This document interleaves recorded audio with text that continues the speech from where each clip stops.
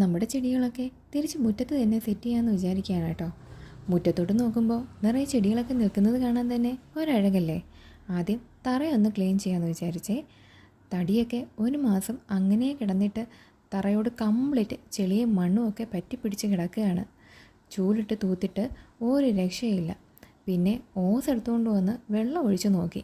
വെള്ളം നല്ല ശക്തിയിൽ ഒഴിച്ചിട്ട് തൂത്തിട്ടും വൃത്തിയാക്കാമെന്ന് വിചാരിച്ചിട്ട് രക്ഷയില്ല. പിന്നെ ഓസും ചൂലും ഒരുമിച്ച് ഉപയോഗിച്ച് വെള്ളം ഒഴിച്ച് തൂത്ത് ഒരുവിധം ക്ലീനാക്കി എടുത്തിട്ടുണ്ട്. ഇതിൽ കൂടുതൽ ക്ലീൻ ആക്കണമെങ്കിൽ പ്രഷർ പമ്പ് എന്തെങ്കിലും ഉപയോഗിക്കേണ്ടി വരും. അതില്ലാത്തതുകൊണ്ട് നമ്മുടെ ഈ ആയുധങ്ങളൊക്കെ തന്നെയാണ് ശരണം.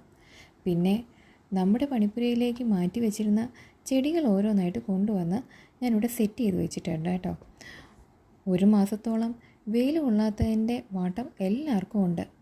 ഇന്ന് തന്നെ എല്ലാം മാറ്റി വയ്ക്കണമെന്ന് വിചാരിച്ച് തുടങ്ങിയ പണിയാണേ. പക്ഷേ മഴ സമ്മതിക്കുമെന്ന് തോന്നുന്നില്ല.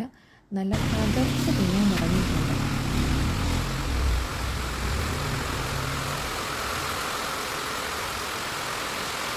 മഴയും നല്ല തണുത്ത കാറ്റും. പ്രകൃതി ഭംഗി കണ്ട് സന്തോഷിക്കണോ അതോ ഉദ്ദേശിച്ച പണികൾ കംപ്ലീറ്റ് ആവാത്തതിൽ വിഷമിക്കണോ എന്ന ഒരു ഡൗട്ട്. ഏതിലും സന്തോഷം കണ്ടെത്തുന്നതാണ് നല്ലതെന്ന് സ്വയം പറഞ്ഞിട്ട് ബാക്കി പണി പിന്നെ ചെയ്യാമെന്ന് തീരുമാനിച്ചിട്ടുണ്ടേ.